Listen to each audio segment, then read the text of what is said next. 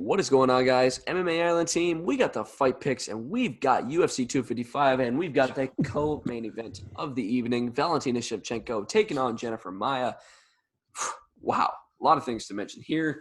Hold up. First, I'm going to mention that Jennifer Maia was actually, so Valentina Shevchenko was supposed to face Joanne Calderwood.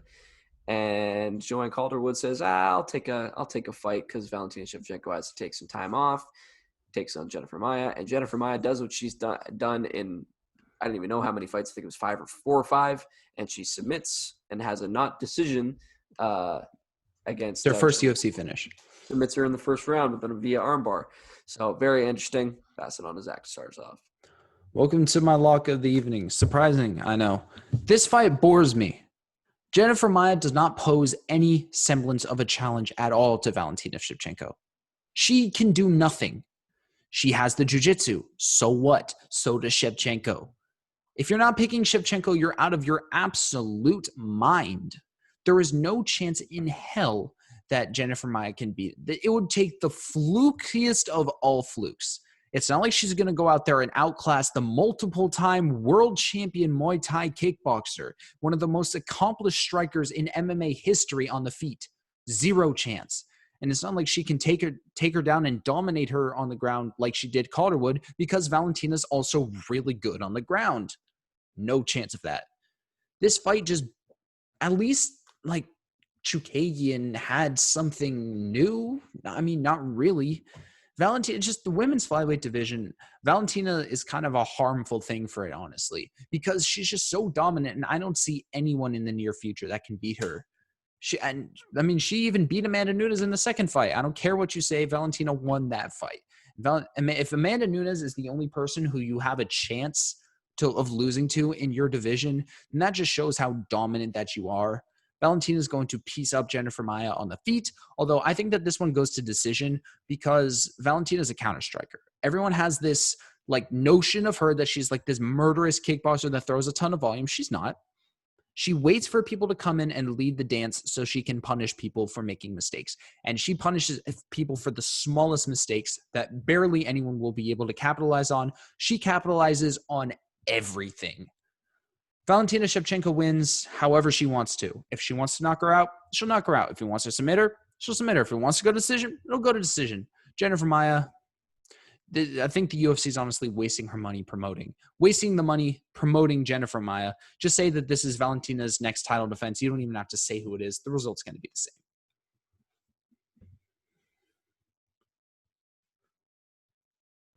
I'm muted. Yes. Sorry. You kind of hit the nail on the head with this one. Valentina Shevchenko, I wanted to kind of start this off as if I was picking Jennifer Maia, but I can't even bring myself to do it just because there's no way. I'm picking Valentina Shevchenko for sure. It's kind of crazy. It's absolutely crazy to say that Jennifer Maia is coming to a title shot with Alexis Davis, Roxanne Modafferi, and Joanne Calderwood as her last 3 wins, and even gonna die. She got demolished on the ground by Kaylin Chukagian. It was a very boring fight, so I shouldn't say demolished, but she got controlled on the ground by her. And you're looking at Roxanne Modafferi as a girl who should have lost against Andrea Lee, and then you get Lauren Murphy, you get the loss there. It's just like, and then you get Macy Barber. Obviously, people know Macy Barber, the whole knee thing. People say, I think what I hear the most out of people is that they think Macy Barber wins that fight if she doesn't injure her knee. I hear a lot of people say that, but that's not the fight we're talking about. We're talking about this one. I'm trying to bring myself to talk about this, and I'll mention this. So I shouldn't be talking about my calculator, but here I am talking about it. I mentioned it to Zach because it's a pretty crazy stat. So yeah, the calculator, I run the calculator and I have factors. So what are factors? If a person has one attribute, one statistic, one something over another fighter, they get a factor point. And I track about 35. Some of them aren't applicable for certain fighters, certain matchups. But out of the backup factors for the UFC calculator, 22-2 in favor of Valentina Shevchenko. The last time I can remember that big difference is Kevin Holland versus Charlie Ontiveros, and we know how that fight ended up. Check out the interview with Charlie Ontiveros, by the way. Interesting, man. Just because, and it's interesting again, just because you're looking at Charlie Ontiveros, Kevin Holland, and that's a fight where I didn't really get too much data, just because Charlie Ontiveros hasn't fought in the UFC. We don't see too much UFC stats. We don't see the UFC on the Fight Pass. Wasn't able to go back and look at fights with him. And then you're looking at Jennifer Maia, who's been in the UFC for a while, and just looking at it, it's been since 2018 and had 5 fights since. And then you're looking at Valentina Shevchenko, a girl who's been in the UFC for a long time, and it's tough to say, man. It's not tough to say who you got in the result, but it's tough to say how you should be holding this fight close. Like, shout out to the people that are picking Maia, and if it happens, I'm going to be so shocked. But I think Shevchenko gets a dominant decision. I actually agree with you on this one, just because I think she's able to kind of piece her up. And I think I agree with you saying that she's a counter striker, just because she took Caitlin Chookagian down. Caitlin Chookagian is kind of a point fighter herself. So if you want to take her down and you want to kind of finish her, because if you're fighting a close fight with a close type fighter, shout out Yoel Romero, Israel Adesanya, you're going to get a boring fight that could go either way.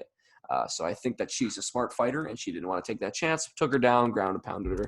And I don't think that that's the case with Jennifer Maia. I think Jennifer Maia is going to try to do whatever she can to get that win, get that belt, and I don't think she's able to do it. I think this one's going to look very, very similar to the Liz Carmouche fight, Liz Carmouche 2 fight, which is really interesting to mention. I guess her only TKO loss. Your audio is getting staticky again. Oh, geez, here. Hear me now? Yeah.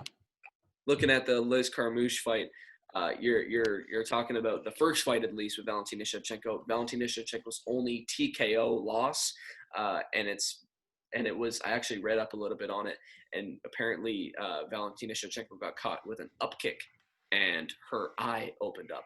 So I mean, and then I tried to find a picture and see if it was clearly evident that her eye was messed up to the point where the doctor had to stop the fight. And if you search up Valentina Shevchenko eye, you know what's going to pop up, I'm pretty sure, if you think about it enough at least.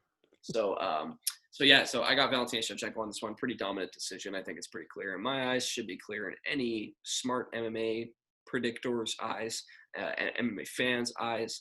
So, but yeah, make sure you guys are letting us know who you guys got. I've seen people pick pretty big underdogs in the comments before. I think I see them more when it's a huge underdog compared to when it's a pretty decent underdog. So Jennifer Maia is a 10 times multiplier at the moment.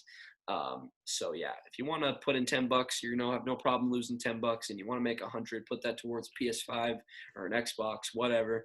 Go ahead and do it if you got confidence in Jennifer Maia. I personally don't. Zach personally doesn't. Want to know what you guys think? Make sure you guys are letting us know, liking the video, subscribing to the channel, and make sure you guys check out the other Fight Pick videos.